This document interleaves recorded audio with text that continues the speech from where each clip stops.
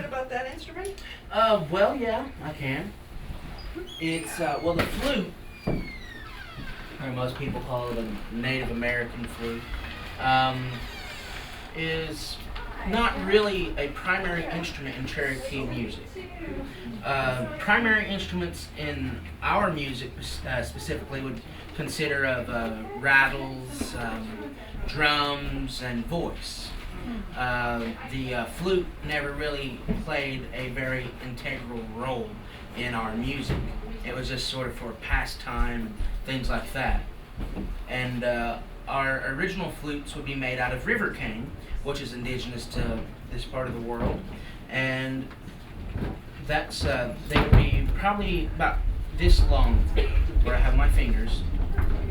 And some of them would be made like this, or some of them could be made like this. It all depended on the maker of the flute. But this played more of an integral role in the western, southwestern plains tribes. They use those a lot in their culture as far as that goes. As for me, I played the flute for about almost 7 or 8 years now. And at the start, I really didn't have a choice. And the reason being for that is I was working at the Under These Hills drama one summer, and I had just gotten a flute for Christmas. I didn't really play much on it or anything. And the director asked me after a rehearsal, he says, "Do you have a flute?" I said, "Yeah, but I ain't really played it." And he says, "Well, that's great. Can you learn Wayfaring Stranger?" I said, "Guess so." He says, "All right, you'll be in the pre-show." And from there, it was like, he just pushed me out there. And from there, I sort of learned to love this instrument, and working with other musicians, so guitarists and pianists, and there was a good friend of mine who plays fiddle, and we did some stuff with that during his time over there for drama. And now I'm currently in the process of making another CD. We're still working on that, almost finished with it. Been working on it since last December, so we're really looking forward to getting this out for the folks, and I'm pretty sure you would enjoy it and how it follows through the subject matter that I've chosen. So that's a little bit about the flute here, and this is just made out of a single piece of wood. If you can see here, it was halved and then chiseled out there a little bit, and holes and stuff. All right. Thank you so much. That was fabulous. We are so excited. She is a PhD. She has an enormous background in history and Cherokee history. She brought with her today a musician that we've already had an opportunity to enjoy, who is Cherokee native and who is a musician and is an actor. Right? Yeah, he pulled into the service, right? So without further ado, Barbara is here, and Ms. Barbara Duncan, and let's welcome her. Thank you. Shio. I Tisquaya Dagwado Art Salagi Gunti, Barbara Duncan Angilishi Gunti. Widiohi ditsa salagi gaduha gehi anit salek uweti ushkwani godoti daginawishtanaha hani zigedoha gali eliga nigada ditsanya lielicheha.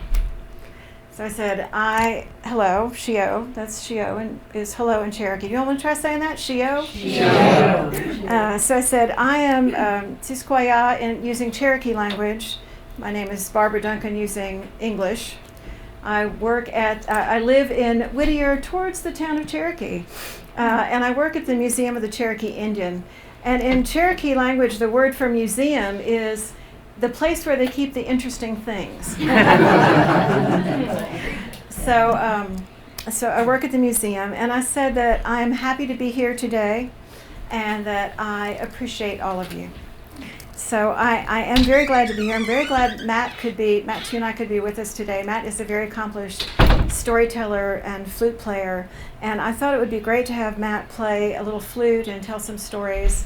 I have a talk and a PowerPoint about a little bit about the French Broad and about Cherokees and rivers in general, and just want to share some things that maybe you don't know about Cherokee culture, about this place where you live and where we're sitting today. And then we're going to allow time for questions and answers, right, Karen? That's the right. format of your That's right. of your salon. So, Matt, would you like to play another tune and maybe tell a story to get us started? All right. Now this next tune is actually one that I was recorded on this new CD I'm making. Me and a professor from Western Carolina University are collaborating together on this, and he's producing and coming in and just recording. And this one in particular is about Bartram's visit here. And it's sort of like through his eyes of all the things he's seen, because it was almost the American Revolution was about to bust open at the point whenever he came through. And he came through Macon County near Niquosi and Cowee. And he made a lot of observations from just that visit alone. So this is his visit.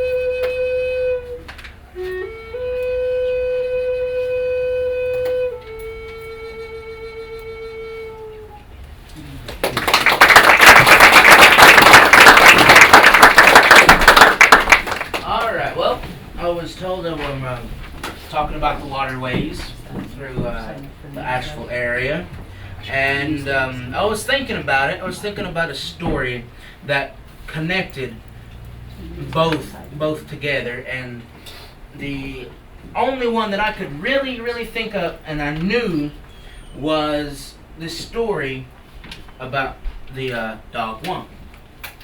Now the dogwom was this huge, giant fish that lived out in the water here.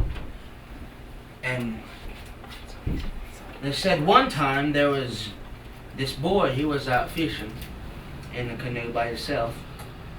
He was out there fishing and he felt something sort of bump and rattle his canoe a little bit. And he started looking around and he didn't see nothing. So he kept on fishing. And next thing he knew, that fish went and popped his canoe all the way up in the air and he fell into the water. And that fish come swimming and swallowed him up. Now it might sound like Jonah and the whale, doesn't it? Well, that's the way the story goes and how it was told. And he was in there. All he had was a flint knife, they said. And he got that knife and he sliced the belly of that fish and swam out, and that fish just sort of floated there. Now that wasn't the only dogwa that was living in that water. There have been stories about other large fish that are living out in the French Broad as well. Whether that's true or not, I don't know. I stay out of the water. But that's the closest story that I have that connects the French Broad and the Asheville area around here. Now there's other things that go into like water. You know, water is a life force. Like water, we need it to live. And we call the water or the river, the whole body, we call it Askaya Ganahida. It's a long man. And that's pretty much going from the spring head, from that body of water, coming all the way down until it reaches the ocean. That's the long man. A lot of ceremonies go into water. We pray with water. We wash, we pure ourselves with water. And we do that before any ceremony. We do that when we wake up. There's songs that go with water. There's all kinds of stuff that go with it. But there's also what they call portals that go into this. And those portals go to the underworld. So we believe in 7 directions. We believe in the 4 cardinal, north, east, south, and west. And we believe in the upper world. We call that Galaladin. Here in the middle world, that's it. And then down in the lower world. And the lower world is said to be the same as it is here, but only there are different things. People look like us down there. People walk, act, and talk like us down there. What changes them is their food source. And we call those people water cannibals. They come up through these portals and they hunt on us. And they use bow and arrow, they say.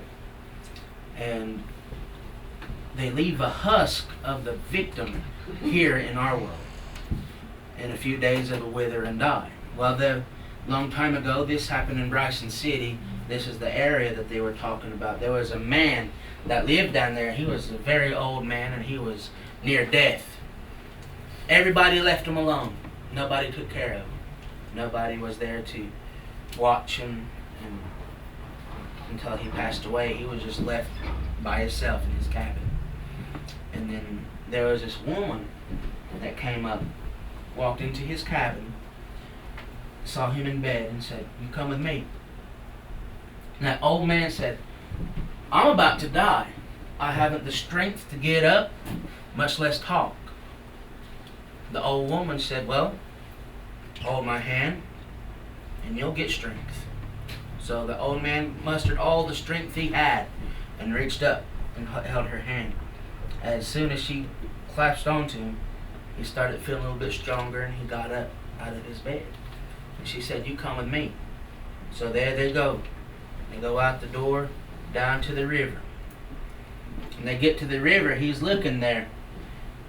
And he sees a village, people in there. And then he knew that she was one of them water cannibals, but they went on down anyway into that village. They got in there. Everybody was speaking Cherokee. He could understand them. He could talk to them. And that woman didn't even have to ask if he was hungry. She just knew. But she went to go get a piece of meat, but it was off of a person. Hunters were coming in, and they had these people tied up like you would a deer on a post. They were carrying him in just like that. And just by his look at that, she knew that he couldn't eat what they had. So he lived with her for a little while and ate off of corn and beans and other vegetables and bread. as soon as he was strong enough and able enough to go back up to the middle world, she said before he left, "You can't tell nobody what you've seen for 7 days.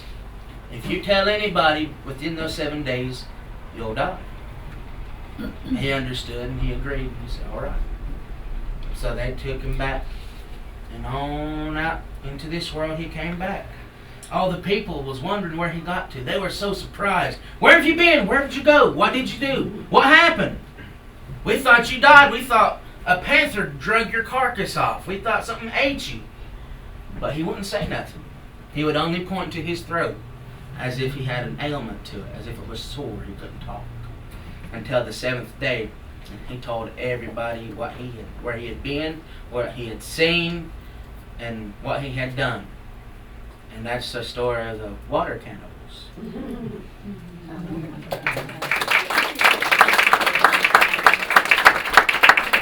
I'm from the Museum of the Cherokee Indian, and I hope that you will come out sometime and visit. How many of you have ever been to the museum?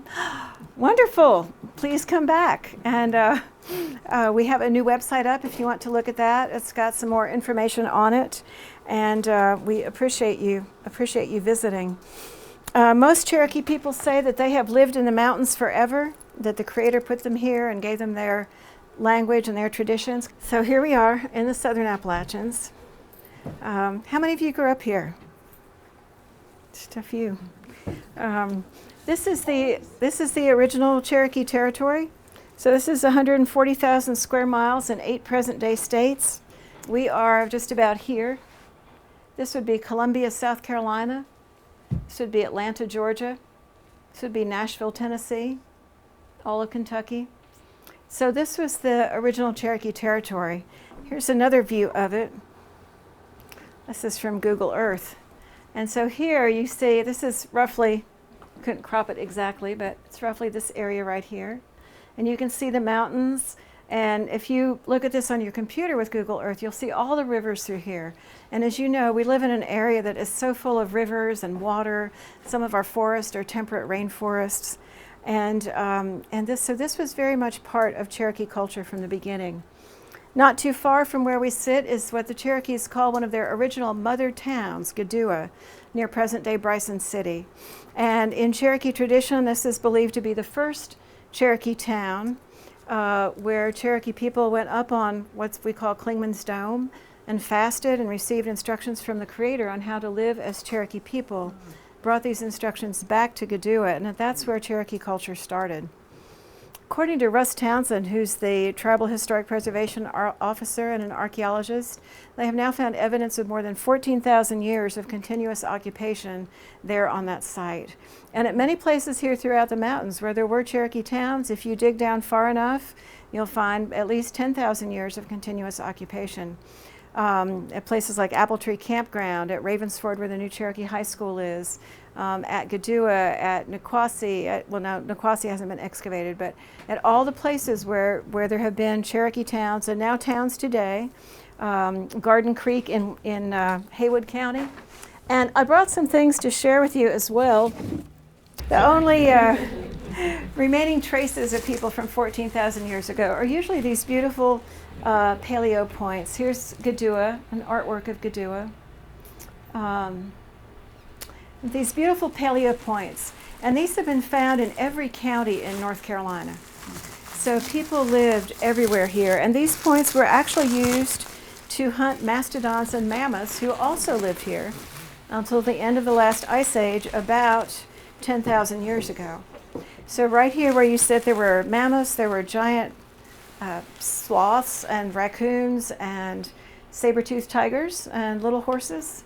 And all of these animals and these megafauna lived here until the temperature warmed up by 14 degrees. So now as we're in the midst of climate change, I think it's worth noting that this giant change that happened right here where we are 10,000 years ago, all of these creatures went extinct, cultures changed, everything changed. It was a warm-up of 14 degrees. So. Is anybody paying attention? Yes, so that doesn't seem like a lot. You know, my house warmed up 14 degrees today, right? So to us, that doesn't seem like a lot. And so when we talk, anyway, so you all know what that means. So during this time period, the Cherokee navigation, as much as we can reconstruct this, was focused on the rivers and the ridges. So as Matt said in talking about the long person, Cherokees had a concept of watersheds. And so their towns were organized along rivers, and gaps take you to the next watershed. Now, I didn't grow up in these mountains, and the first time somebody said a gap, I thought, okay, what's a gap? And it puzzled me that you had to go up to get to a gap.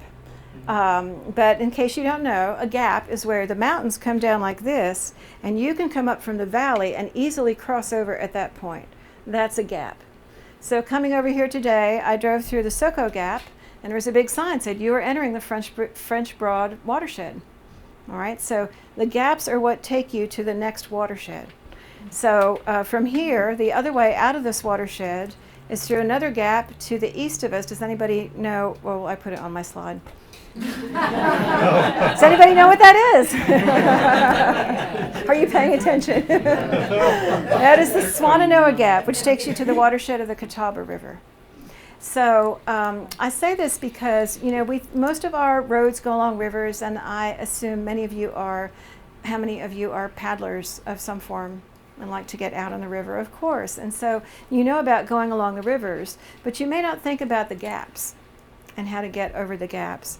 So this is very important. And this is, you probably know, and I don't know if you can see that, but I like this slide because it's showing how the rivers go across the Great Smoky Mountains. And if you're, think about living here with no GPS, no smartphone, not only that, but not even a printed map from the gas station, and you're trying to make your way through these mountains.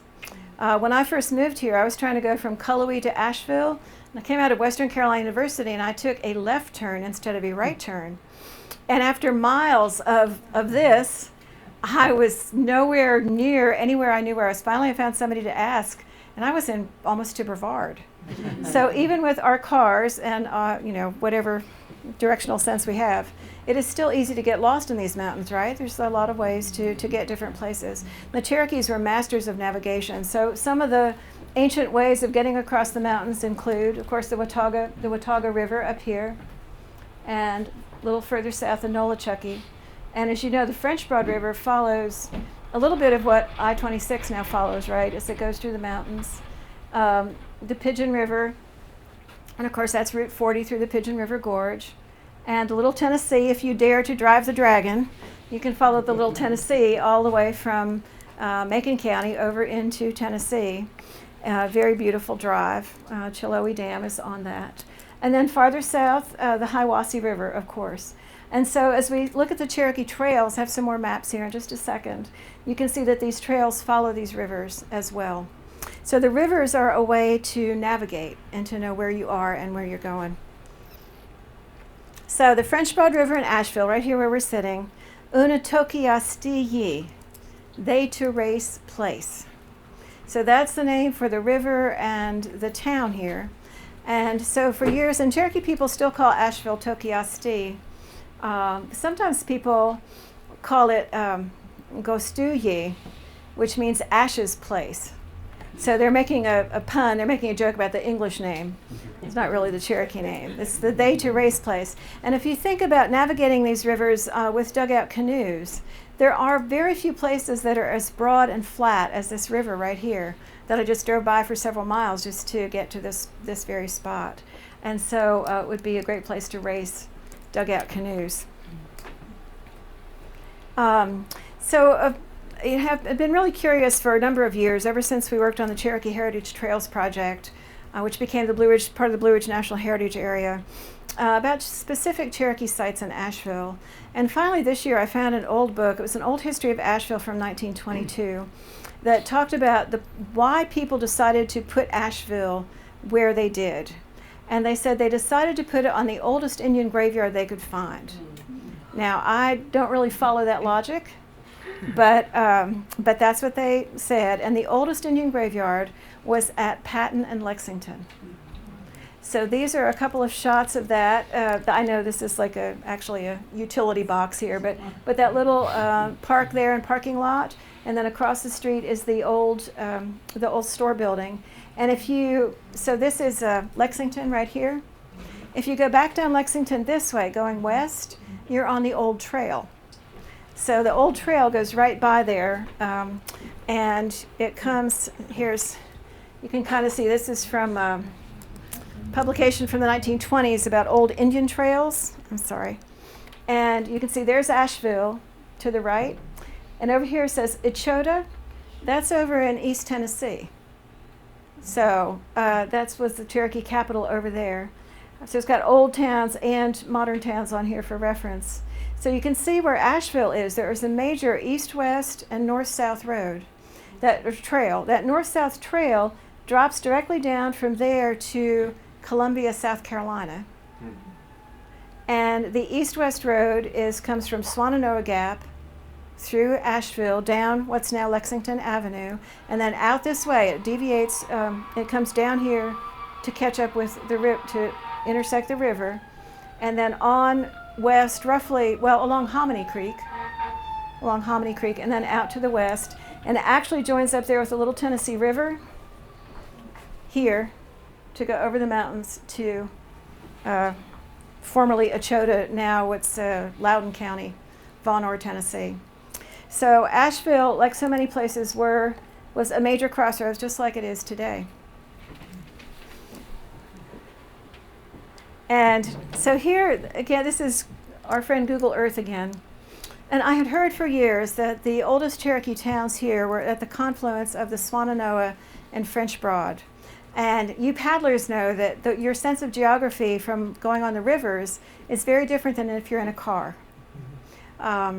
So finally located a place where you can actually stand and see the confluence. And so here is, and you may know this, but okay, here's the French Broad.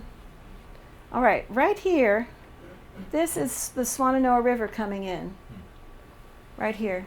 And so you can stand across the river at the French Broad River Park, and you can see this coming in. You have to look under the bridge. So you're really standing about here when you're at the park, and you can look over and see where this comes in. How many of you have paddled through there and know where I'm talking about? Okay, great, great. So from that spot,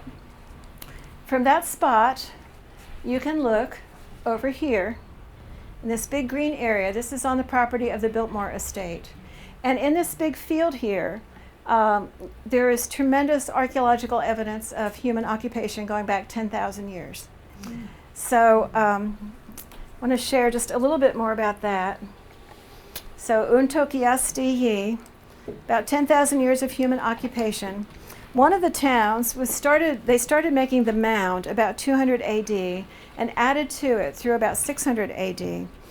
Some of the artifacts that they find there are stone points of chalcedony, which is a very beautiful translucent mineral, and flint, both from here and from over in Tennessee. They find copper shaped into little beads and other artifacts, and paint stones. And these are hard stones of red ochre and hematite that are often shaped. They were used by people to shave off and grind little pieces to paint their faces and bodies. So you've heard of red ochre, which goes back with human beings 50,000 years ago in Europe with some finds. But these are shapes, so paint stones. Pottery sherds, including beads and pipes, and what I think was so cute, little dolls, little pottery figures, and worked bone, antler, shell, and mica. So about this 200 AD time period, they were trading with people in Ohio, if you've heard of the Hopewell culture or the Serpent Mound. And mica that was mined and worked here was traded all the way to Ohio. And we know this because scientists can identify the particular mineral composition of mica. So mica from over in Franklin and spruce pine end up in Ohio during this time period. So that's right across the river. So I want to share, this is a reproduction of a pot of which the sherds were found there. This is from my private collection. And my friend Tammy Bean just made this for me. One of the patterns on the pottery from over here across the river is a kind of a diamond pattern. And this is a bit unusual in Cherokee pottery. You can find some of these stamp patterns over in East Tennessee and others down in Georgia. But this is a reproduction of what this pot would have looked like from just across the river here. So I'm going to pass it around. Just please don't drop it. And so you can look at that. The pottery tradition here in these mountains, I'll just stop and say a pause in time here and say a bit about that. There it is. And I will share this too. None of these are artifacts. These are all reproductions. We don't like to let artifacts go out of the museum. That word for keeping the precious things, we like to keep them in the museum. But this is a copy of a paleo point.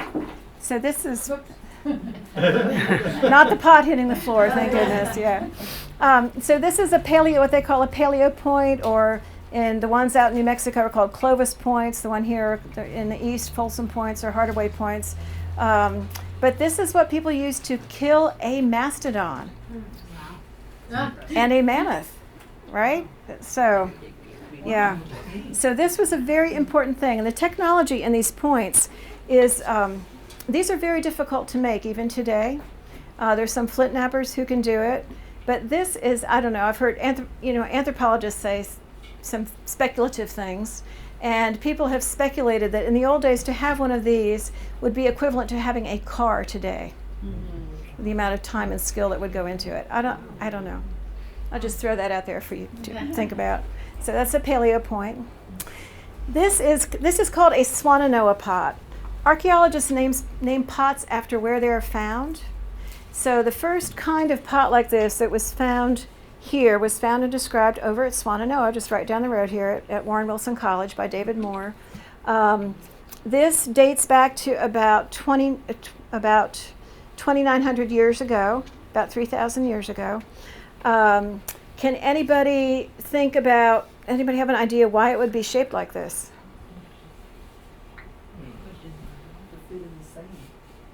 In the sand? In the sand or in the coals. So it wasn't placed directly in flames, but coals were like raked out to the side of the fire, and then this was kind of ooched down in the coals. When scientists look at this, they say this is very effective for conducting heat. Also, this is textured, and you'll see when I pass it around. This is textured, and these very first Cherokee pots were impressed with fabric when they were wet. So Cherokee clothing is one of my research interests and has been for about 10 years. I do have a book coming out pretty soon on Cherokee clothing in the 1700s, but I'm very interested in that more ancient clothing as well. And so I called David Moore over at Warren Wilson. Do any of you know David? Just a great guy, done tremendous research on Cherokee archaeology. I said, David, who has studied the fabric that is impressed on these pots? Because David has looked at 300,000 of these sherds and can tell you everything about Swannanoa pots. I said, who has done the research on the fabric that's impressed on these? Because you can put Sculpey on here and you can get a positive, you can see what the fabric looks like. And he said, well, nobody, but if you want to do that, Barbara, that would be really great. Let me know what you find out. We have, in fact, been starting a new cultural revitalization project at the museum. And this is some of the ancient fabric. And in fact, this is a reproduction of a skirt found in a cave over in Tennessee in that original Cherokee area. It's found in a place called Clifty Creek, so it's known as the Clifty Creek skirt. And this is woven out of, this is a reproduction. So this is woven out of commercial hemp. The original was worn out of fibers spun from nettles, which is a very common, and I'm sure if you've been on the river, you've experienced nettles, right? So nettles are used all over the world for fabric. They are the poor person's fabric. When linen was introduced in Europe, that became the rich people's fabric. But anybody could gather nettles because they grow as weeds. So this original skirt was made from the woods nettle, Laportia canadensis. And a skirt like this, it was woven with a drawstring in the top, which is pretty cool. It's actually got a drawstring woven into it. What kind of loom? No loom. Yeah. Free hand. So Matt, would you mind holding the other end of this? long as you don't ask me to put it on. I wasn't even going to go there, but I was like, okay. They would hang it up. So you would hang it between two posts, and then these threads hang down, the warps hang down, and they're looped up at the bottom. Okay, so they're looped like this. And you twine across it. So I didn't bring a little diagram. I didn't know you were going to ask me this, but the way it works is so you have one thread. Maybe you could hold both of these so I can wave my hands around. So if you have one thread hanging down, you have two threads going across like this. And the person who is making this is not technically weaving. It's called twining. So the person who's making this, these two threads go across, and when you cross this fiber, you twist them. And that's what holds that weft in place on the warp. Okay, and then here's your next one. You come around it, and you twist again. So as you're working across here, your warps are hanging down, and you twist, twist, twist, twist, twist. So they're paired. These are in this particular garment, this particular textile, they are paired. So you have two coming down, and you go around them, and you twist. And two, and you go around and twist. And in the next row, two different ones are paired. So it's called alternate pair twining. You're nodding. You're following me. This is great. How many of you are weavers? Are there weavers here? Yeah. Okay, so you're following me. Technically, this is called twining, and this is a very ancient technique in the Americas. Cherokee people and their ancestors and other southeastern people had a number of these techniques for making textiles. They did this twining, and depending on how close you make these rows together and how thick your threads are, they made blankets out of thicker thread where these rows are completely jammed together. So it makes a blanket. They wove little shoes that are so cute. When I first saw a picture of these artifacts, about 4,000 years old, these little like woven shoes, they are so cute. It's like, I want a pair of those shoes, but they're woven with this technique. They use this technique to make bags. Sometimes the warps or the wefts were dyed with walnut or other dyes, so you got stripes and patterns in them. And what else? So shoes, blankets, the skirts, mantles over the shoulder, like a blanket over the shoulder. So this twining can do a lot of different things. There were some fabrics discovered over in Tennessee at the stone site near Nashville that are actually lacy. So by how you group these warps together, you can make holes and lacy patterns in them and circles as it gets very intricate. So this is not well known because it's not a rock. And so it is not a rock. And so the only evidence that we have of this is, for example, on the pottery, that pot that's going around. She's holding on to the pot there, but it's going to come around. So the evidence is on the pottery. And as you've heard from David Moore, archaeologists are mostly guys, and honestly, they just haven't been interested in this. Is this something that men and women would wear, these skirts? Matt didn't want to put it on. No, men wore breech clouts, which were smaller and went, between the legs. Were really very modest. They go kind of like if you've taken a side view.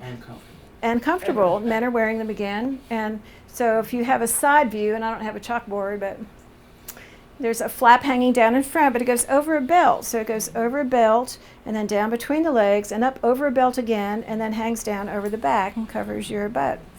And so they are very practical and comfortable, and people made those, of course, of leather and cloth, this kind of cloth. But women would wear these skirts. They were knee length, and then also this same kind of shape over the shoulder, or like this. When DeSoto encountered the Cherokees and other southeastern Indians, he said that the women were wearing skirts and mantles made of cloth bleached white, which was another technique to bleach this with lye and also in the sun so they could make it white. And he said, made with thread as fine as any linen thread in Europe. So these were some of the garments. And I love this for a lot of reasons. I love it because people don't know about it. So it's part of Cherokee history and technology that we need to know about. I love it because it's such a stereotype buster of cavemen running around like in skins, right? And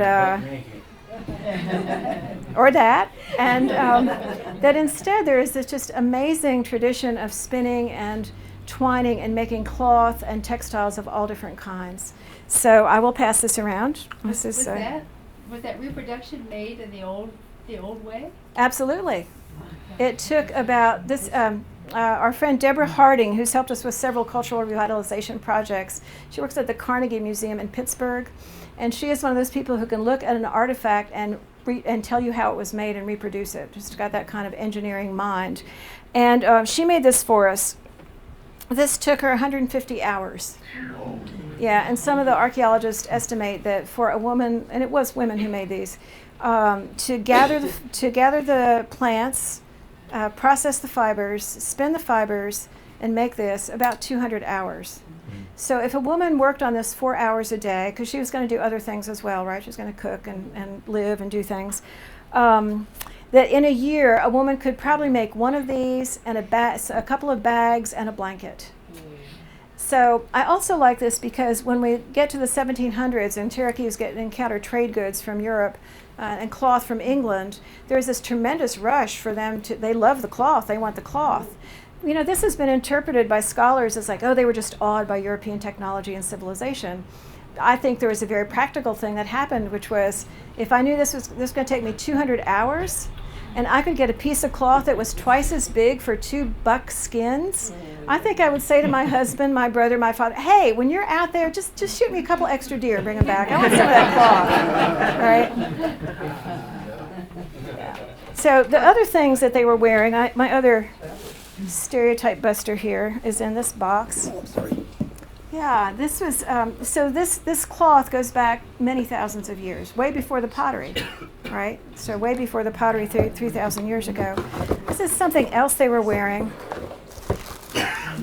This is a feather cape. Yeah.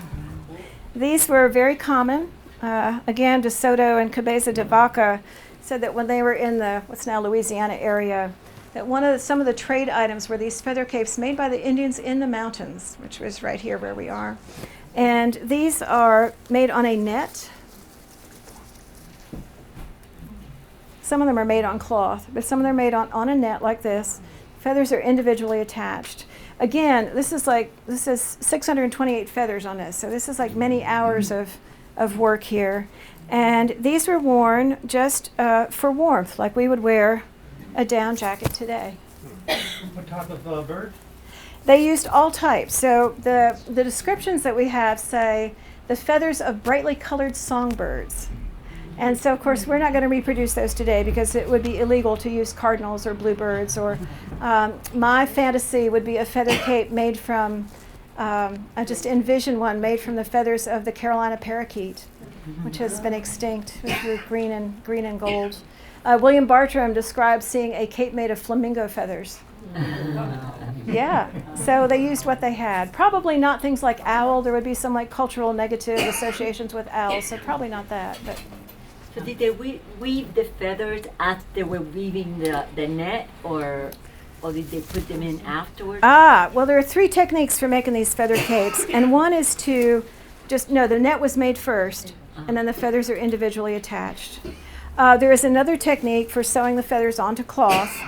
There is a third technique when making this kind of twine, that little downy feathers were twined into the rope as it was being made, sort of like a feather boa, and then those were woven together. And De Soto describes those as having a nap that stood up like a velvet carpet.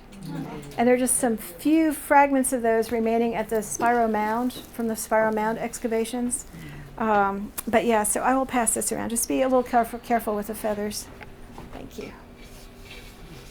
A question you mentioned on your slide there about the mound. Yes. That would be on the Biltmore State property? It is on the Biltmore State property. It has Still there been today? It is only, hold on, I have a picture. Oh, okay. Yes. So the mound here, this is Mike Littlejohn walking around here. This is the mound right here. Just that little rise. It's maybe 6 feet now. And it's in the field. If you have to go through the entrance part of Biltmore. And then it is if you go to the visitor center and turn right and you circle around, there's a big field there and you're next to the river. It's in that field. Just as you enter that field, it's in that area right there. Also, probably when it was at its highest, before it was farmed, plowed and farmed down, maybe they say maybe 30 feet tall. 30 feet. And there's some interesting things about this particular mound. There are mounds all over these mountains. Oldest mound in the southeast is probably 4,500 BC at Poverty Point, Louisiana. So people were building mounds here 6,000 years ago. Right here in this area where we are, probably 2 to 3, we don't know, 4,000 years old. Really took off about 2,000 years ago. This particular mound is interesting for a couple of reasons. In the same big field, there's another big settlement that was about 1,000 to 1,500 AD, and also traces of these much older settlements. This mound had a very large pole set in the middle of the council house. The mounds had townhouses on top of them for everybody to get together and meet in.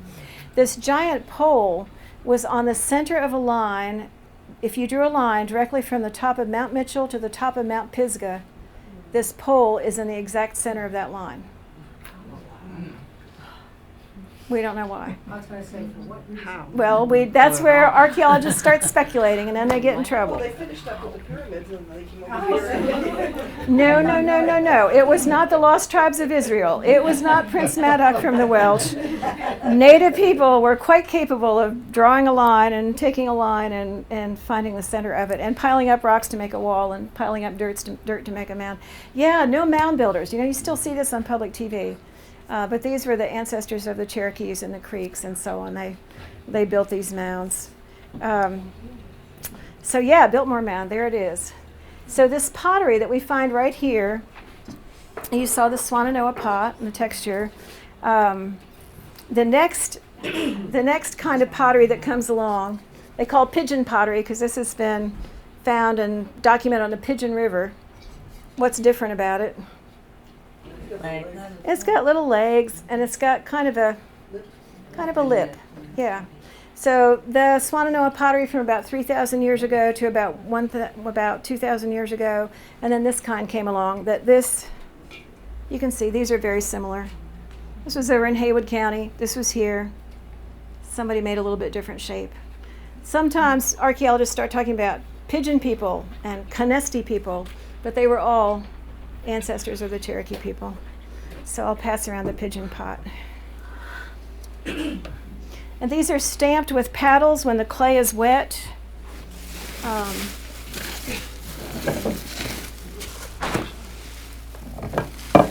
These paddles are made of wood, and they're one side flat, one side carved with designs. Starting in 2002, the museum, we began working with Cherokee potters to bring back this old style of pottery. For most of the 20th century, Cherokee potters made little black pinch pots because the tourists loved them, and Cherokee people were smart marketers. But potters wanted to bring back this older style, and as we brought in Tammy Bean, who was very knowledgeable of all southeastern pottery, and as they started doing this, they discovered that these paddles really had a great function. They drove out the bubbles, the air bubbles, and the water bubbles. Any potters here? Yes. So they drove out. It smacked the pottery pretty hard, the clay pretty hard with it. And then this makes the design. But it also helps the coils go together. They didn't use a wheel. It's all hand built. So no wheel, all hand built. And great. So people have had great fun carving these and discovering the designs, bringing them back. Okay. And just to keep up with the pottery sequence here, this is next. This is called a Pisgah pot. These were first excavated and studied over on Garden Creek, Haywood County. Another very old settlement there going back 10,000 years. And you can see these are a little bit different. Can you see a difference with these? Back to no legs. The top is very different. It's large. It's a big old cooking pot. It's got 4 points on the top, and it has this big collared rim on it. That's different style. It's called a Pisgah pot. So that other settlement there in this big field where people lived, very heavy concentration of a town with artifacts from about 1,000 to 1,500 years ago, it would have been making this kind of pot. So again, just right here in this area. I mean, just really down the road and across the river. And then the next style of pottery is called Qualla. And this started about 1200 AD. And I only had room in my trunk to bring one of these. These are also in big cooking pot shapes as well. This is a bowl.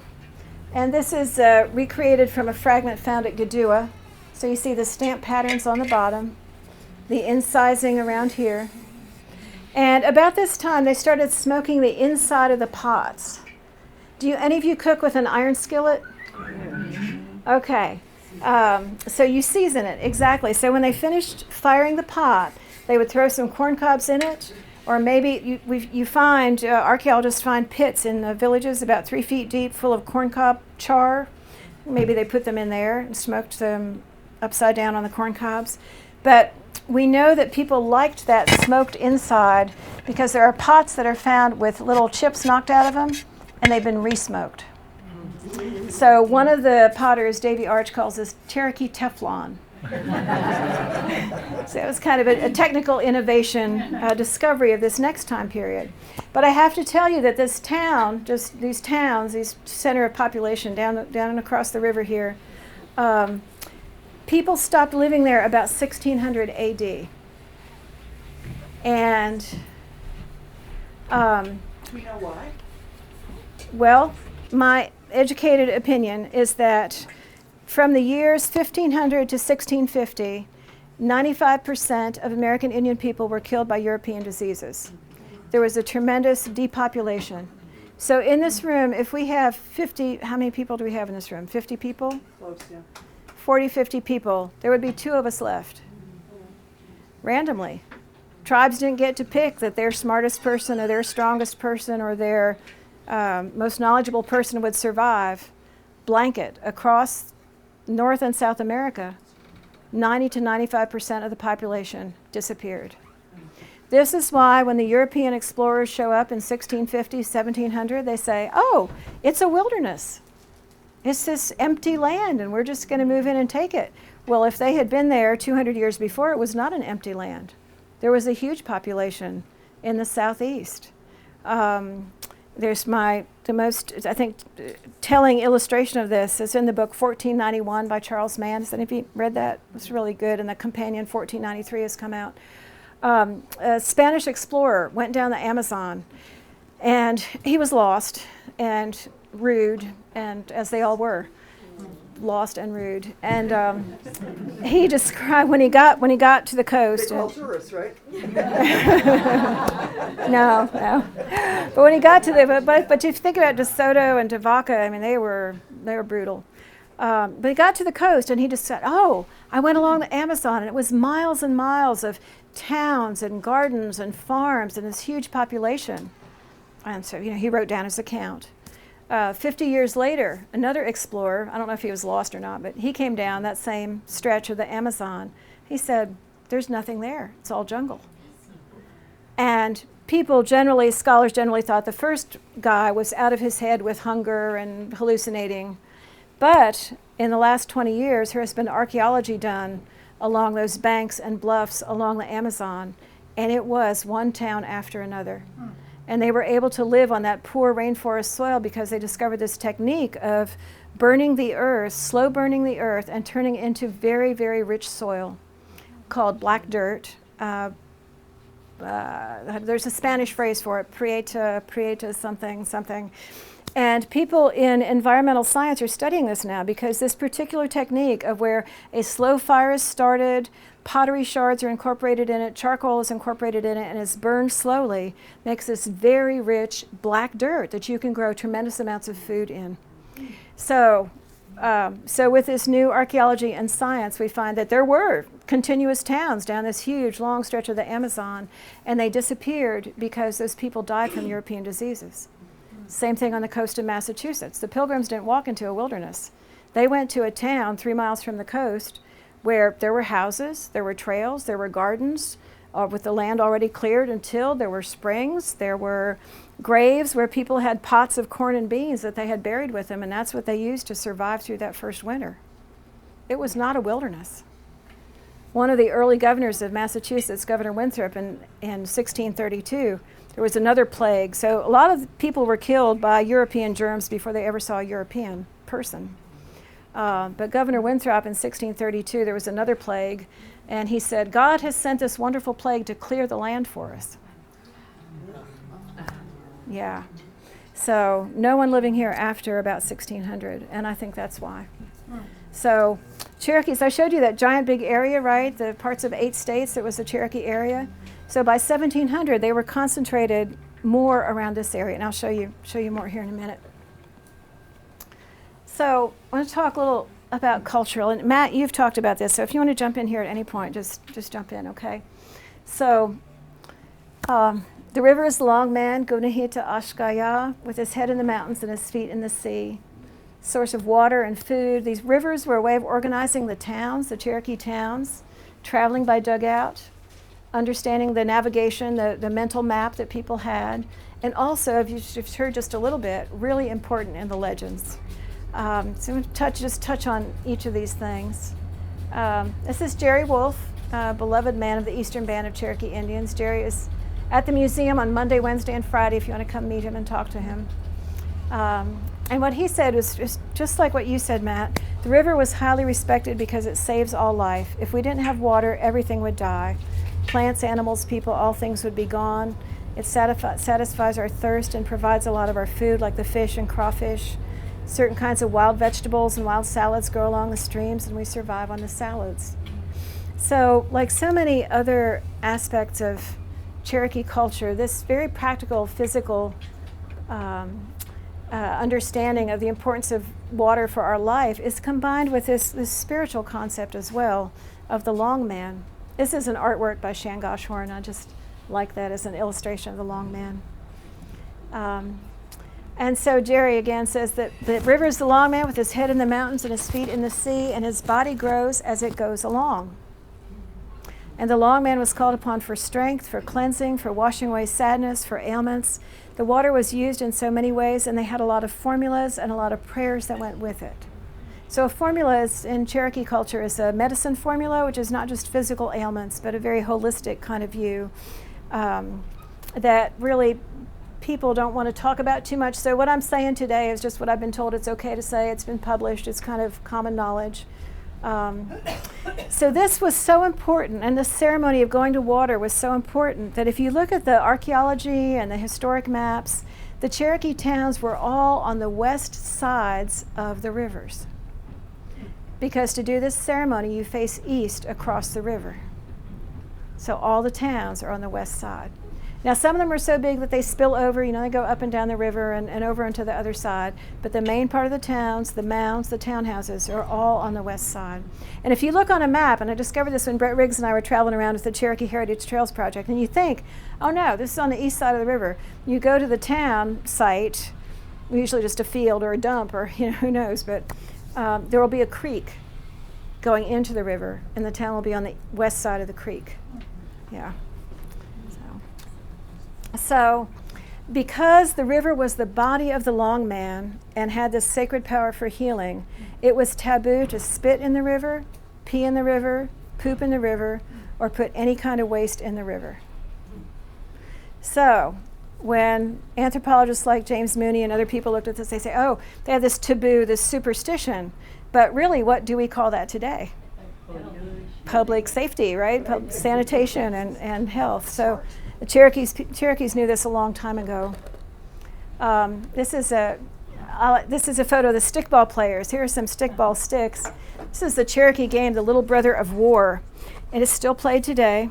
The Cherokees are one of the few tribes that still have the ceremonies and the knowledge associated with this game. A lot of the ceremonies and rituals with it are like the rituals that men did when they went to war. And these are some of the stickball sticks made by Jerry Wolf. This is the grandfather of lacrosse. Okay, so it's a very rough game. There are basically no rules. So you cannot take your stick and hit somebody on the head like this. You have to hold it with both hands, and then you can hit them on the head with it. It's just this little ball. There are legends about this game, and you can, if the ball is on the ground, you can't touch it with your hands. You have to use your sticks to scoop it up. Above the waist, you can put it in your hand. Those are the only rules. You're trying to get to a goal, and the other team is trying to stop you. And you play to 12 points. There's no timeouts. It's matched up man to man. If somebody is injured, they leave the game, and their counterpart leaves the game as well. A very rough game. In the old days, it was used to settle disputes instead of going to war. One very famous instance where the Creeks and Cherokees were disputing a piece of land. The medicine men said it was not a good time to go to war. Too many people would die. So they played a stickball game, and only 5 people died. So people have been killed in these games. It's a very rough game. So what's the ball made out of? It's a little ball made out of deer hide stuffed with hair, deer hair or different things. Is that right, Matt? Deer hair, or we can get small strips of leather and pack it in there. So it's pretty hard. Mm-hmm. Yeah. How large is the goal? The goal is 2 sticks stuck in the ground about what? It's about the size of this wall here. Yeah. And so you're trying to go through there. Not the entire wall, but I'm talking about. You'd have one right here and probably almost to the end of the wall there. Yeah.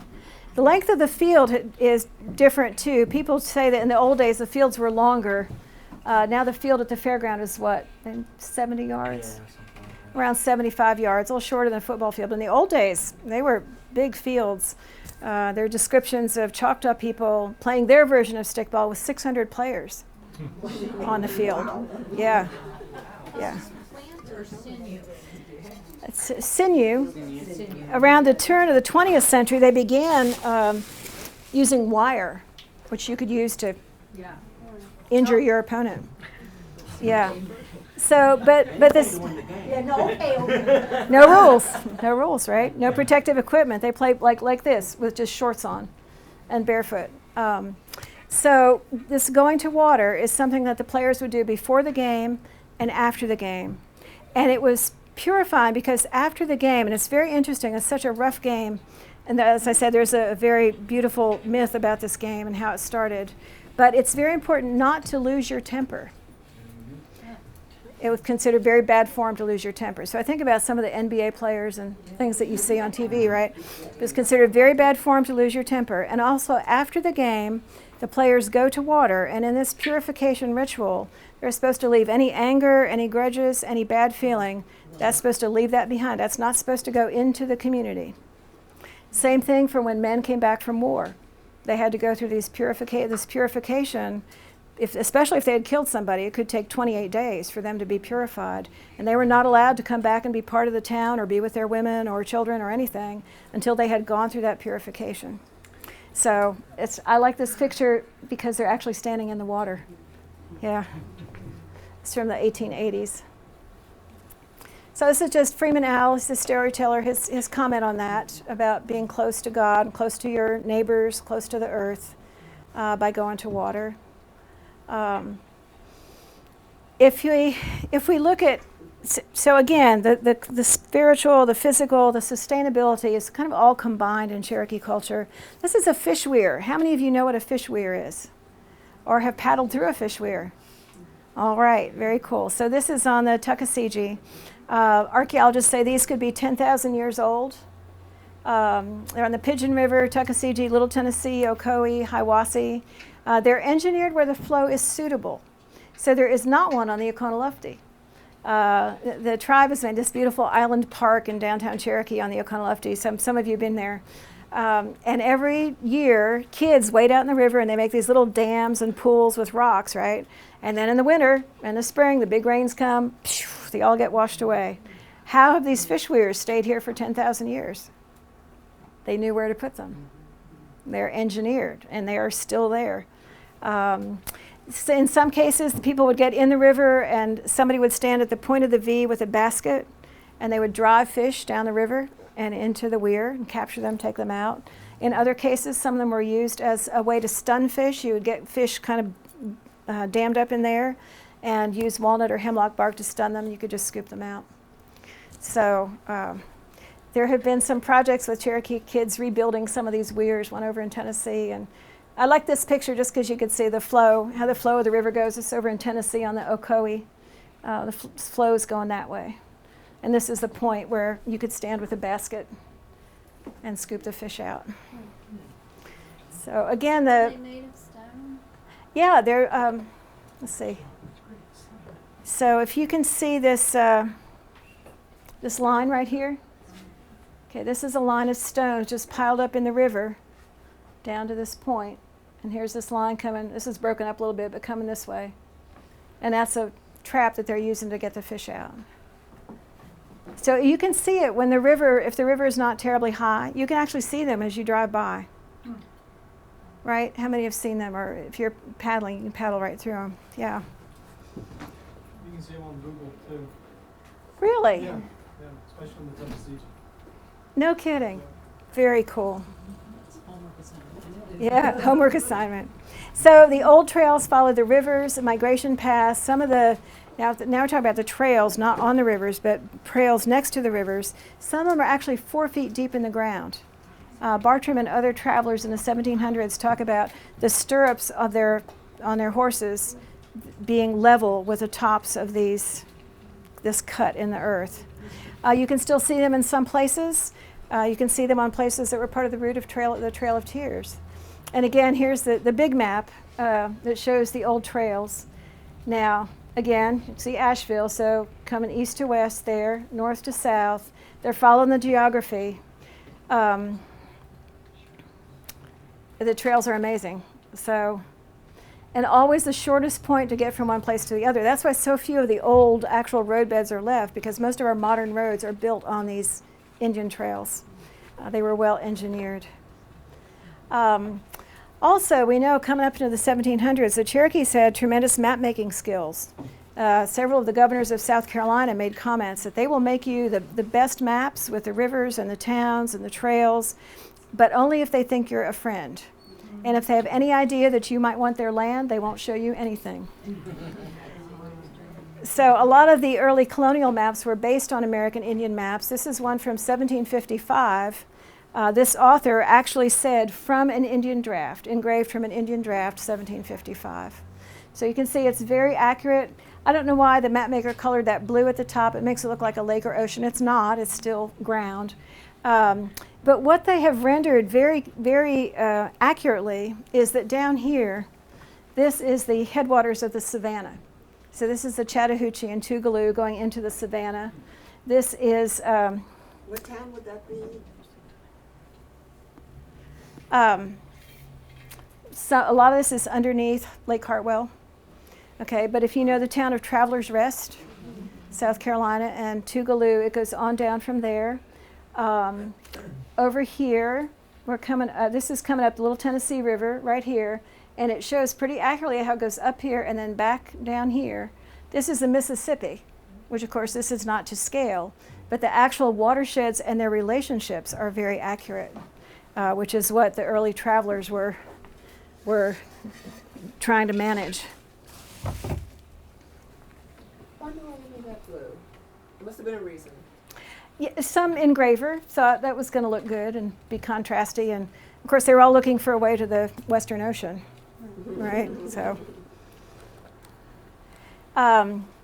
So again, the Cherokee towns, the 1700s, as I mentioned, they kind of pulled back in the middle of the area, and these were organized along the rivers. So the lower towns were on the headwaters of the Savannah, the Tougaloo, the Chattahoochee. So the Chattahoochee starts up in, North of Helen, thank you.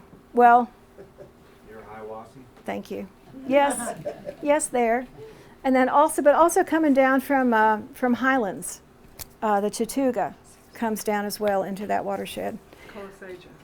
I'm sorry? Colossaja that comes on from Highlands. That goes the other way. The Colossaja goes this way, and then the Chattooga goes south. The Colossaja comes immediately into the Little Tennessee. They're at Franklin. And you all paddle, so just correct me if I say something wrong here. But the middle towns were on the Little Tennessee, and then the out towns associated with that on the Tuckasegee and Oconaluftee, the tributaries. The valley towns were on the Valley River between Andrews and Murphy. Have any of you been there? You know where I'm talking about? That big, beautiful valley there. So just one town after another. And the out towns associated with that were Chio and Santitla, so Graham County today. Overhill towns over on the other side of the mountains on the Hiawassee and Tennessee rivers. And here's a map. It's maybe not big enough to see very well, but here's down in South Carolina. Kiowee was one, Seneca, and Jocassee. Down here in Georgia a little bit. But then this is the Little Tennessee River, Tuckasegee River coming over here. Valley River, Hiwassee River, and then Little Tennessee over in East Tennessee, coming down this way and going back up. So these were the Cherokees, their own organization of their towns and how they represented themselves. The rivers were also important in transportation. So I just wanted to say a word about this, the walking and running, because the trails went along the rivers. And how did these towns communicate? When I first saw in the accounts from the 1700s that Cherokee warriors could run 100 miles a day, I thought, well, you know, that's a good round number. Somebody just picked that round number. But as I looked at more and more of the documentation, I now believe that this was true. Some of the documentation is that, as I say, William de Brom in 1756 said, a Cherokee man kept up running with my horse at a gallop for 3 hours. That's a pretty good horse, too, right? Even in the 1870s, the Chief Smith said 40 miles is a day's walk, 50 if you go a little after dark. Now, this seems like a lot, right? In the 1940s and 50s, Cherokee grandmas were walking from Cherokee to Waynesville to sell their baskets and back in a day. That's 40 miles. The grandmas. Maggie Wachacha was walking from Snowbird in Graham County to the town of Cherokee to take the minutes in Cherokee language for the tribal council, 50 miles with her baby on her back, one day. So when I see these things, and this is like, 300 years later, times have changed, people's physiology has changed a bit. I think 1700s, I bet those warriors did run 100 miles a day. And then you see some of the British records where they've asked them to come from here to Fort Loudon, which is towards Harrisburg, Pennsylvania. They say at least 500 miles. They ask the Cherokees to come and go to war, and they run up there and they're ready to fight. You start seeing this series of letters from the commander of the fort. The Cherokees are here, and I've given them all their presents, and they want to know when we're going to fight, and I'm having to explain that the British Army is not here because they only march 6 miles a day. The next week it gets a little more desperate. The Cherokees are talking about leaving. What can I give them now? So you look at kind of the negative side. He wasn't bragging about them. He was complaining. They were creating a problem by their fast transportation. But anyway, they also were raising horses. The Cherokee horse was gaited and known for its endurance. I think probably the forerunner of the Tennessee Walker. That's my thought. Yeah. It means that it can go very smoothly from a walk to a trot to a gallop, and it's a very smooth transition. So these were from the Spanish European horses. In Europe, the horses were either gaited, which were ridden by the women and the priests because it was very easy on you, or they were the war horses. And they didn't have a gentle gait. They were like jarring you along there as you were charging into battle, but that's what you wanted. So any horse people here can explain that a little better? A gait is a really specific mode of moving. Yes. So that, just like you said, that horses, they're different. You can hold a glass of water in a Tennessee Walker when it's gated and it won't spill. That's how smooth they are. They're not often carrying glasses of water, though. They're carrying another beverage. Let's just say so you can Not see you. how smooth. Yes, very smooth. They're very smooth. A glass of wine as well. A wine. Something in that container with a top on it as well. Yes. And dugout canoes from poplar or pine, hollowed out with stone tools and fire. This is one being recreated at the museum. They make these at the Oconaluftee Indian Village as well, but you can see how big, because these are grown men. I thought you might be interested in this since I know that many of you are paddlers. Oldest dugout canoe in eastern North America from Lake Phelps, North Carolina. This is near the coast. More than 6,000 years old, more than 37 feet long. Wow. Is that cool or what? That is very cool. Yeah. This is an illustration from John White from 1540 or 1560s on the coast of Virginia, and he's showing how they used fire to hollow out the canoes, which they do at the village as well. So we're circling back around to Matt because I just want to say again that water is really important in the Cherokee legends. The stories and legends are almost all at specific places, and these places kind of become a mental map. You mentioned the Dakwa, And there are several places where there are stories of this Dakwa monster. A lot of times they're at the conjunctions of rivers. And my theory, I haven't published anything on this, but my theory, just from looking at this, is that the places where rivers come together are very important navigational points. If you're trying to get from one place to another, one series of towns to another, to navigate your way through the mountains. And often these junctions are marked by monster stories. So where the Hiwassee and Valley rivers come together in Murphy, you've got the story of the giant leech. And also there's possibly an underground channel that comes to the Notley River. It's a really important place. Over in Chattanooga, near Moccasin Bend, again, a very important part of the landscape. There's a whirlpool. A lot of stories about the whirlpool and about a gambler who lives there. And it's part of this huge mythological cycle about the sons of Gennady and their quest. And so that marks that place at Chattanooga. This is a petroglyph. This is Judiculla rock. And some people think these are maps, but as far as I know, there is not an interpretation today. Some people think they're aliens made it. Yes, someone in this group may be from this group, I don't know, but there is a group in Cashers who says that it was made by a race of angels from 2,000 years ago. But pretty clearly, Judiculla rock, just want to share this with you, it's a soapstone rock. And in 1,000 years ago, people were using it to make bowls. Soapstone bowls were being quarried off of this. And then these markings, or even older, 5,000 years ago, the bowls were being taken off of it. These markings were made later. The legend of the Magic Lake is one of my favorites, and some people say it's a specific place. It's a very story about healing and renewal and new life. But also, to me, when it's a misty morning and you can look out over the mountains and you see this lake of clouds, some people think that's the Magic Lake as well. So I want to thank you for listening to me. You have been great. Again, waterfalls, as Matt's saying, gateways to the other world. The message that most Cherokee people want you to know is that they are still here. So I just wanted to share this image of a young Cherokee person, Kaylee Locust, when she was junior Miss Cherokee. Warriors of Ani Gadua who are painting red and bringing back the old dances and carrying on the traditions. Come to the museum. There's a lot of things we do. It's my final thought. Thank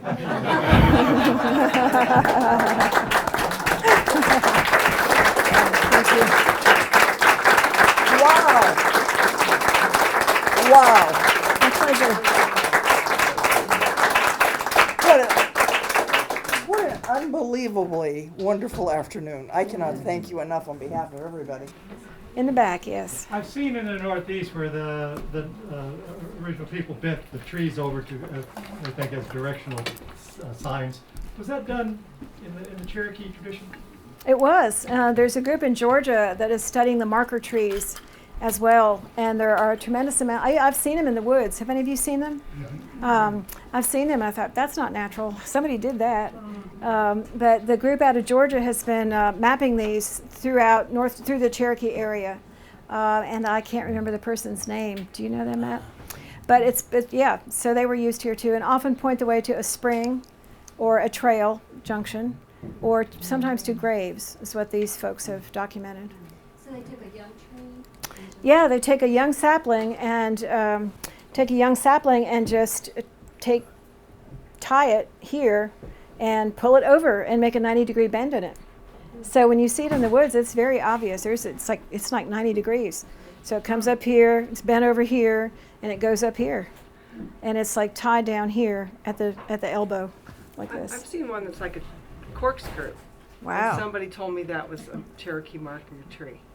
I don't know about that. I just know about the pointed ones. The winery down the road. The corkscrew. Very good. You had a question. Yes. By saying that 95% of the Cherokee population died from European diseases, that assumes we know how many Cherokee there were beforehand? I'm not a demographer, so this is the work of Henry Dobbins, about 1983. So going into the Columbus quincentenary, people were doing this research, and I'm not a demographer, so I can't explain how he figured that out. But other people have looked at it as well. People have said, no, you're wrong. No, it's this number, it's that. And people are still arguing about the exact number. But people are pretty well agreed that there was a huge 90 to 95% So what would the mortality. overall population have been ballpark? Millions. Millions. It's like the same as the Mississippi River Valley. Millions of people were along either side at one point in time. But I couldn't tell you how many are. You know, I've heard one number of like 20 million in the southeast. Wow. So, and if you think about that, again, it's like so much of like, for me, looking at American Indian history and Cherokee history, is like putting together things from different fields and just trying to be logical and think critically about who are these people and what are their agenda and, you know, and what do Cherokee people say about it. But if you think about how many times and how many people are from here, a couple of people here were from here. In the spring, people used to go out and look in the plowed fields for arrowheads. And there were so many fields, just about beside every stream, every flat spot, you could find arrowheads, right? That's a lot of people. But Henry Dobbins, their numbers are thinned. That's his work on the depopulation. I have a question on the fabric. What did they do to the nettles to get what it took to make thread?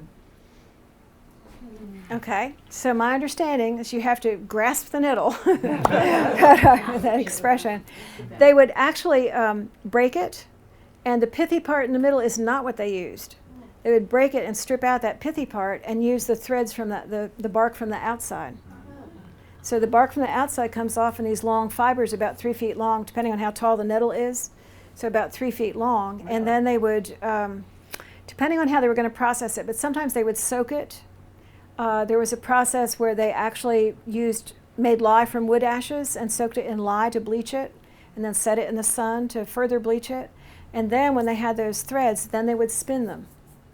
So that skirt that you saw, it was actually one continuous thread. Wow. And in these garments that are found in the caves and the fragments that are left, every one of these garments is one thread.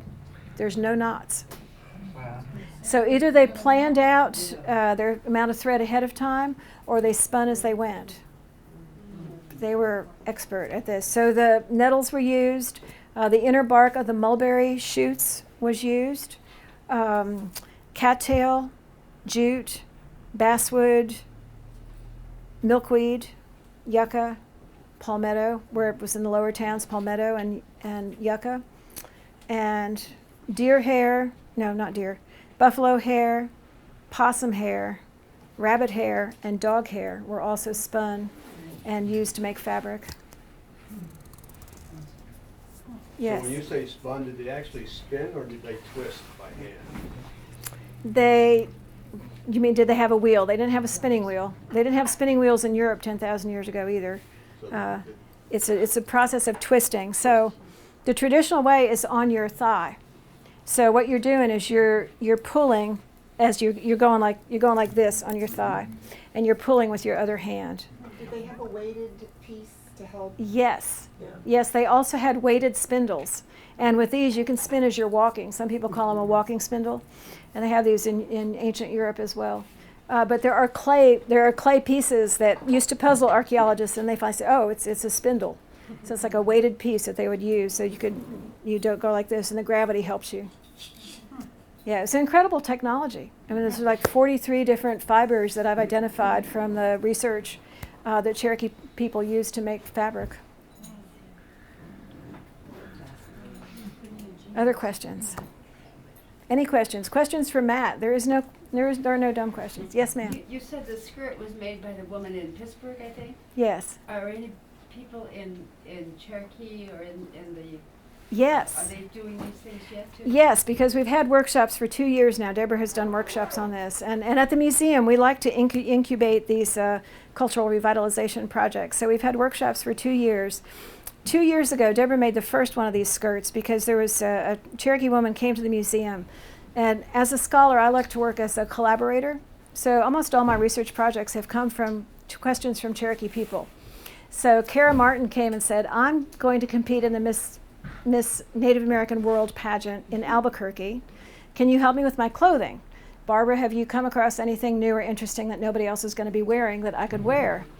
And I had just been researching on this Clifty Creek skirt, and I was sitting in this meeting, like so it was literally like the light bulb over my head, right, like in the cartoons. It's like, well, what about this skirt? You could wear this skirt with a feather cape, and so Deborah Harding made this first skirt for Kara, and she put little copper tubes along the bottom for decoration with little white beads hanging. I thought it was really cute because they had shell beads back then, so little shell beads and copper tubes, and this beautiful feather cape, a full circle white with iridescent turkey feathers worked into it. And made her some copper bracelets. And so Kara was in the Miss Indian World pageant in Albuquerque in this Mississippian era, this 1,000-year-old representation of a 1,000-year-old costume, and she was beautiful. She was stunning. And we did our first public program about that with Deborah and Kara modeling this outfit. And women immediately started making these for their daughters for the Miss Cherokee pageants. So people are making them now. And Did she win that part of the competition? She did not. People didn't know what they were. She described it, but it's like it's in Albuquerque. It has a very kind of like Western Indian culture focus, and so I think people really didn't get it. But she was outstanding. So now the new Miss Cherokee pageants are coming up the first week in October, and I think we'll see some of these skirts on some of these young ladies, because this is not just a beauty pageant. This is like really, they have to introduce themselves in Cherokee and speak in Cherokee, and their talent has to be cultural. And they are using this as a way to, they're wearing the 18th century Cherokee clothing, and some of them are wearing these older garments as well. Will that be on your website? Yeah, it's on the website. The Cherokee Fair, it starts October 6th through the 11th. Yeah, the pageants are in the evening programs. Barbara and Matt, I want to move from fashion to stimulants. What did Cherokee people smoke and drink so that they could run 100 miles, so they could spend how many hours making twining a oh yeah, skirt? I mean, something was twine. on in that diet. They loved caffeine. Where'd they get caffeine? They got caffeine from the Yaupon holly, Ilex vomitoria, which grows in South Carolina and in the lower Cherokee towns, and there was some of it growing around Cowee and Iola, according to William Bartram.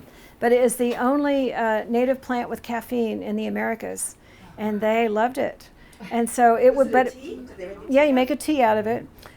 So it was. It black drink? They called it the black drink. So most of the southeastern tribes drank this black drink. Some herbalists are now marketing it, and you can buy it and try it. If you drink a really strong concentration of it, as they did before some of the ceremonies, it was prepared as medicine, and it purges you from both ends. And so, but they used that. The smoking mixtures were up to 65 different plants. So they grew a kind of tobacco called old tobacco, Nicotina rustica, which is very different from the West Indian tobacco and cigarettes. It's like has some very powerful psychogenic effects. Oh, it's fun. Yeah. As for the taking off running, when the men prepared to go to war, and this is from James Adair, who lived with the Cherokees and Chickasaws and actually went to war with them as a warrior and went through their rituals. He said that they would prepare for running to war by fasting for 4 days with no food or water, and then they would take off running. And with them they had a pouch of parched corn and some roots and medicine in their pouches. So, there's been some research recently on something that people are calling the survival gene, that Native American Indian people genetically were able to fast and feast and do very well on that kind of regimen. I wonder, after I read about the tribe in Mexico, the Tarahumara, what's his name, the barefoot running guy? He's been here in Asheville. Went with them, and they do a 100-mile race up and down the mountains. They use chia seeds for energy, and I started wondering whether the Cherokees maybe used ginseng, because they had ginseng, they knew ginseng. I've also wondered about the parched corn, because it would get parched in the ashes, in the hardwood ashes, and I think that in those ashes there would be some kind of mineral combination, magnesium, potassium, who knows, but that preparation of the parched corn was probably important. And other than that, I don't know, except that they grew up running, like all the games, like chunky and stickball, running all the time, all day long. And so they were trained from an early age. Matt, your thoughts on that, smoking and drinking in Cherokee? Just to really put you on the spot. Not too sure about, stimulants. I never really looked into it. As far as drinking tea, medicinal plants though, in tea form, I know some stuff on. And as far as smoking though, tobacco is held in high regard, that it wouldn't be something that you would smoke on a daily basis like a pack of cigarettes. This was another connection to God, or the Creator, because whenever you suck that smoke into your mouth, you say your prayer, and then when you release, the smoke goes up, and your prayer is in the smoke of that tobacco.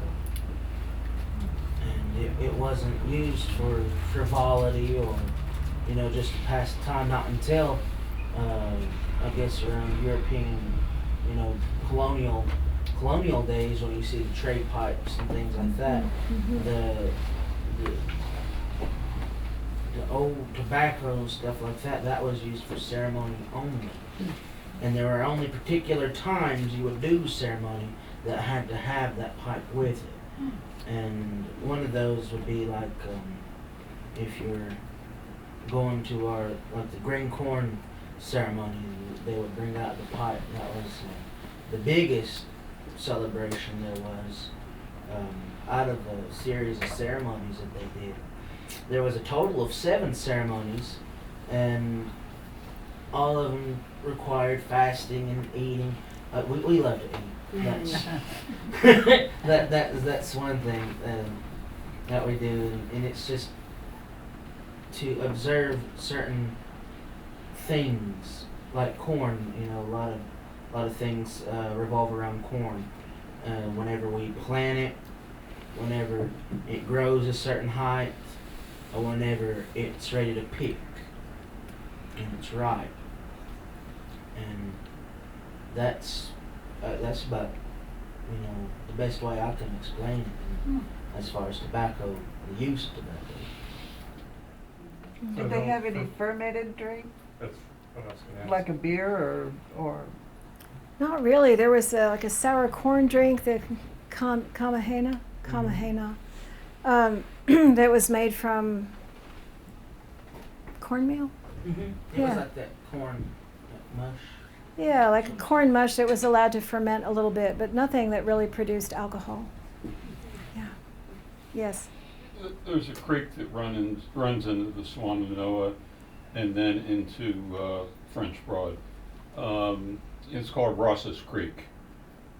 Do you know the origin? Does that come from, I believe it was John Ross? That name? I haven't heard anything. No? Haven't heard anything like that. John Ross's grandfather, Andrew McDonald, lived in the Chattanooga area. He was with Dragon Canoe and his warriors. And then John Ross, who was the principal chief at time of removal, lived down in Oostanoola, Georgia.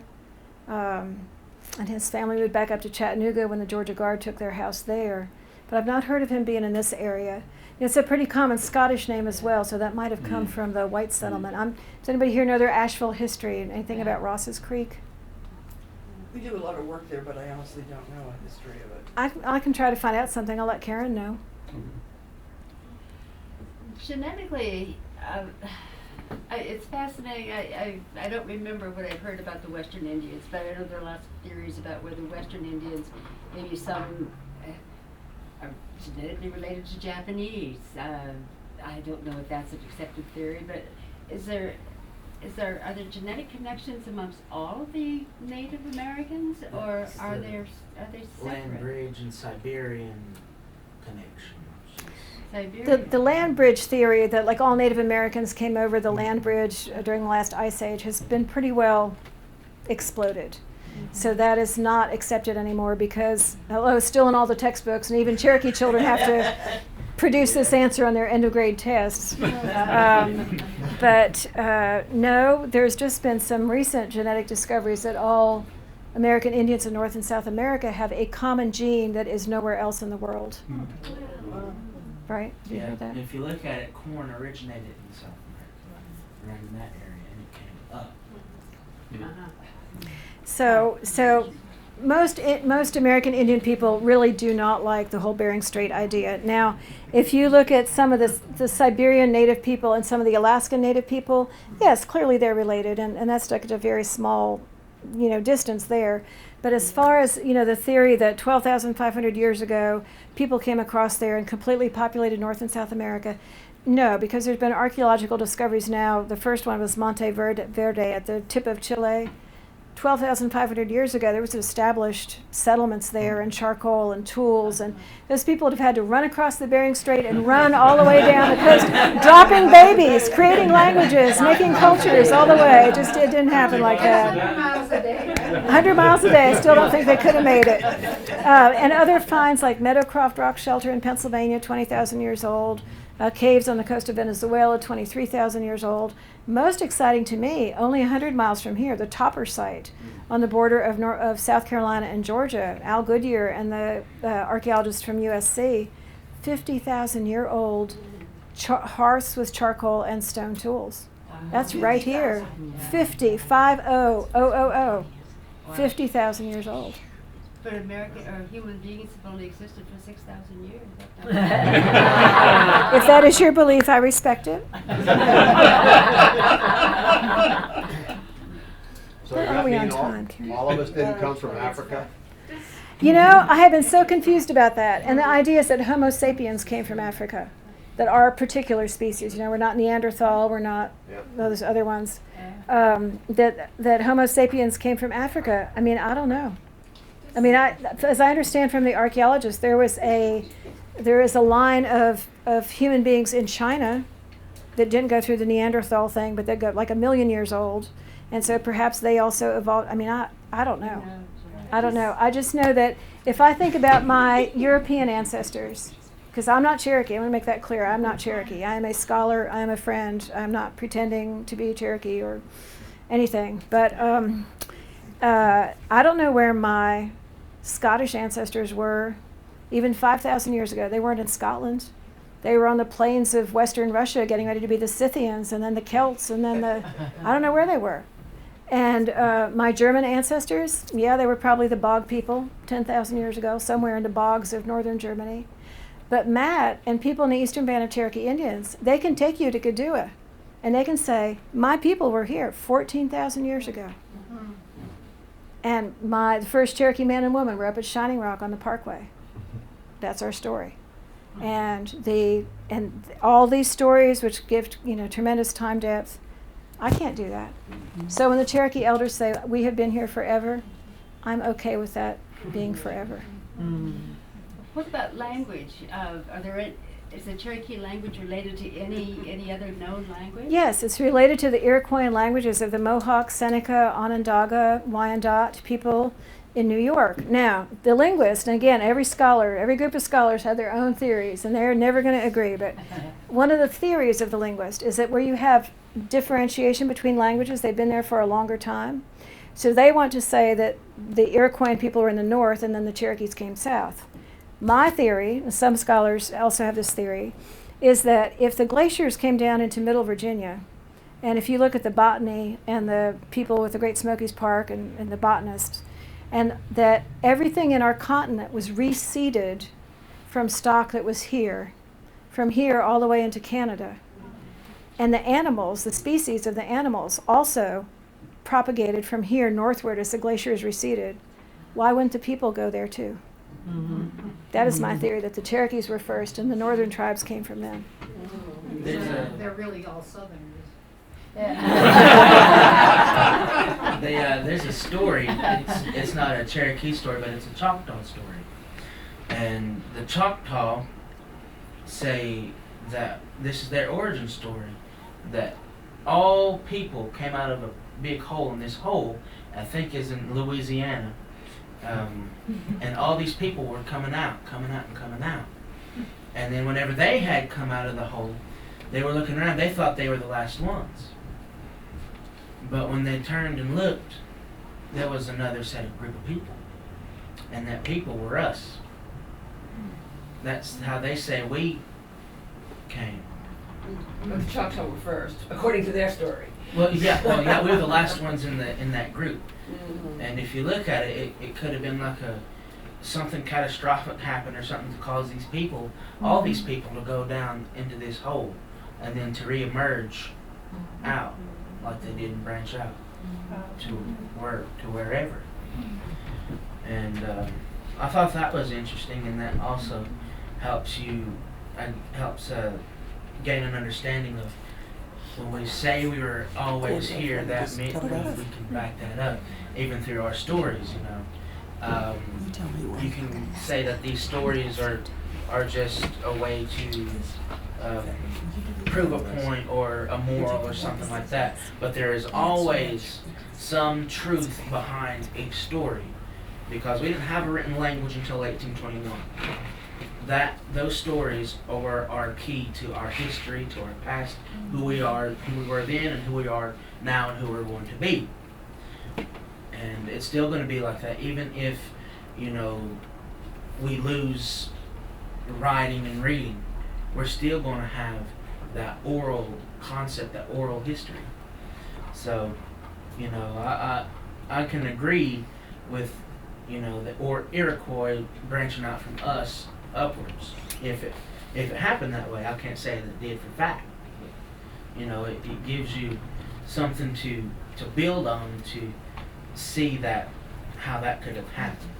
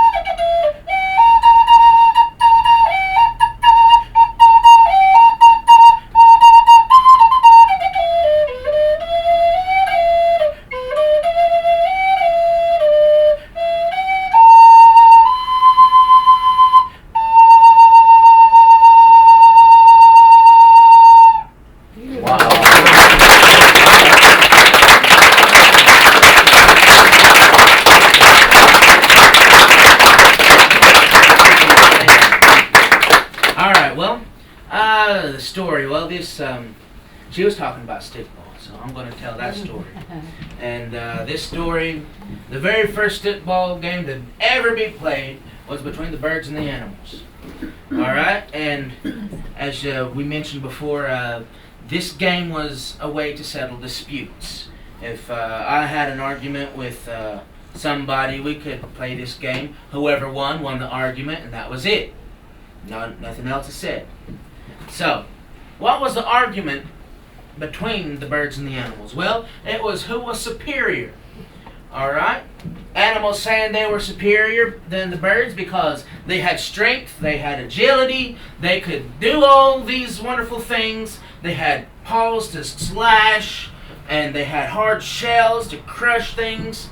That was their argument. The birds said, well, we can fly. Some of us can fly so high that you can't see us, and then we can come back down. And we can see as far out and see if there's a war party coming before you'd even know it. Well, they said, well, let's have a game. We'll have a game, and whoever wins, they'll be superior, and they'll be second. So they agreed. Well, they went their separate ways. The animals were having their council a little ways out, and Bear, he was the captain of his team, and his key players was the deer, the terrapin, and there was a panther that he had selected as his key players. There were other animals that were in it too, but they're talking big talk. They're talking about how they're going to beat the birds, how they don't have a chance. They're talking and making their strategy. There was 2 animals come up, and then one animal, he tugged up on Bear's leg. He says, Bear! And he's looking up out, and Bear looks down, and he says, what is it? Bear, we heard about the game. We want to play with you. Bear looked at the animals, and he started laughing. He says, you're better off being the ball. What can you do? You don't have strength. You're not fast. You just get in the way. You'll be killed. And that little animal says, no, we really want to play. We can help. Bear says, no, go on. Why not? And that animal tried, please. Then the bear slaps them away. And they go flying way out long ways. And they're rolling. They hit a tree. They hit that tree. They hear some talking up in there. And they look up. And they notice it was the birds. They were having their little council and making their strategy. So they decided they would ask the birds, and they climbed up that tree, and they sing Eagle. Eagle was the captain for the birds. His key players was the hawk and the woodpecker. They're talking, and that little animal says, Eagle. Eagle looks around, and he looks down, and he says, yeah, what can I do for you? Eagle, we heard about the ball game, and we want to play. Eagle looked at him and says, well, you're an animal, you're 4-legged. Shouldn't you be talking to Bear? That little animal said, well, we tried that already, and he just said we were better off being the ball, and he just sort of slapped us away. But we really want to play, and can we please be on your team?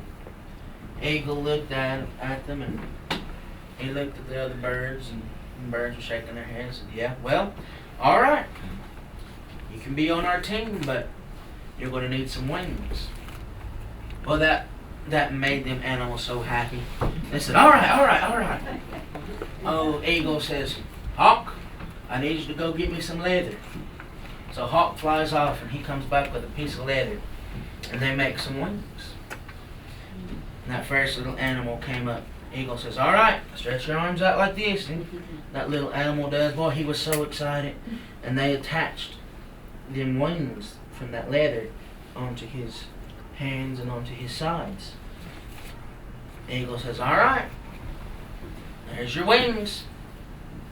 That animal says, wow, I've got wings. I wonder if they work. The eagle says, one way to find out, and he pushes them off the tree. There the animal goes, ah! And he finally starts flapping and gets that wind in his wings, and he starts gliding all over the place. And he's flapping a little bit, and finally he come back and landed in the tree. And that's the bat. That's how the bat came. Boy, that other animal, he seen that. Boy, he was so excited. He jumps in and says, okay, me next! Eagle says, we have any more leather? Floyd says, no. No, we don't. That was all the leather I could find. Well, Eagle was thinking, man, we're going to have to do something different with you. He's thinking, and he finally gets an idea. And he says, all right, Hawk, you get on this side, I'll get on this side, and we're going to pull your skin out. We're going to stretch it out as far as we can.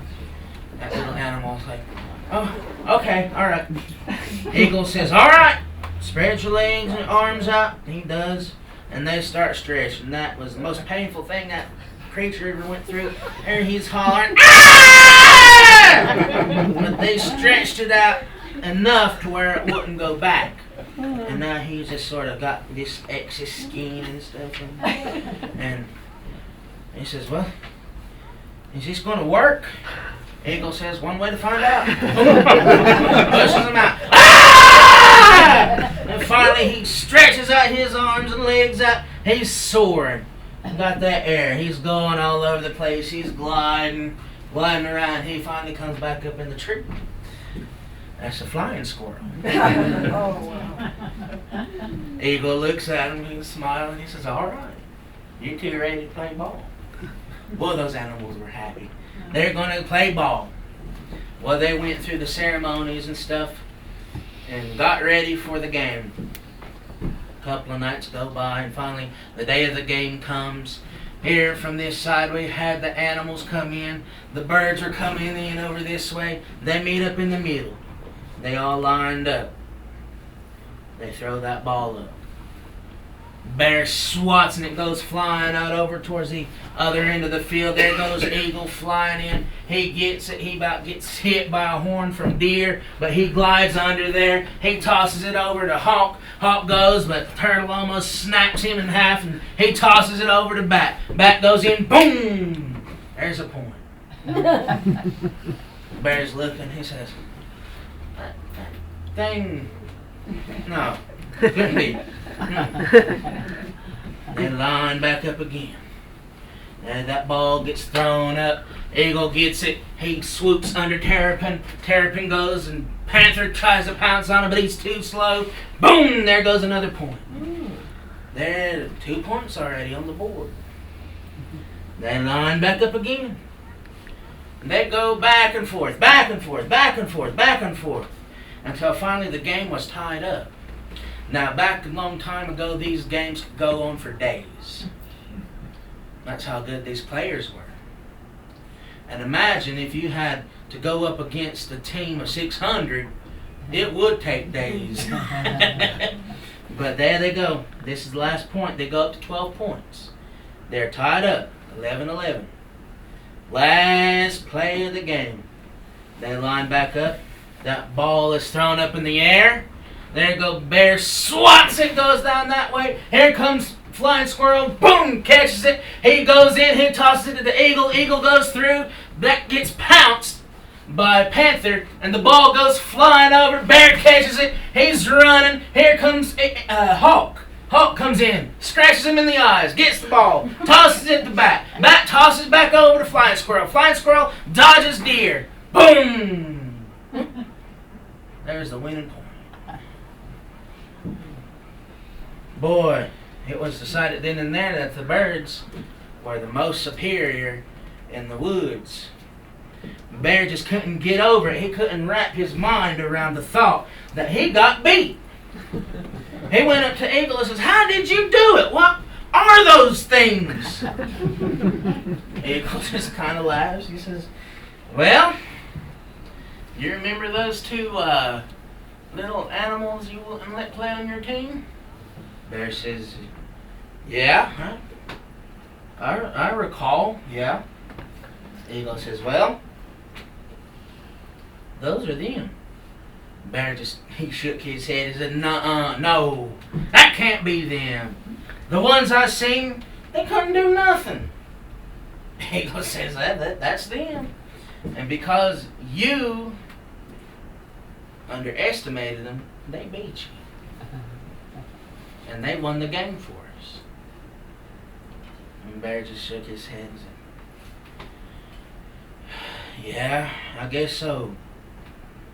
So, as we mentioned, morals is not to underestimate anybody, no matter the size, stature, or whatever. It's an equal opportunity, and you go with it. And the eagle seen that, and if he hadn't took those little animals in, and bear did, why them animals would have been superior. But eagle had enough wisdom and enough knowledge to allow those animals to play with him, and that was the big first and greatest ball game that was ever played, and that was playing with birds.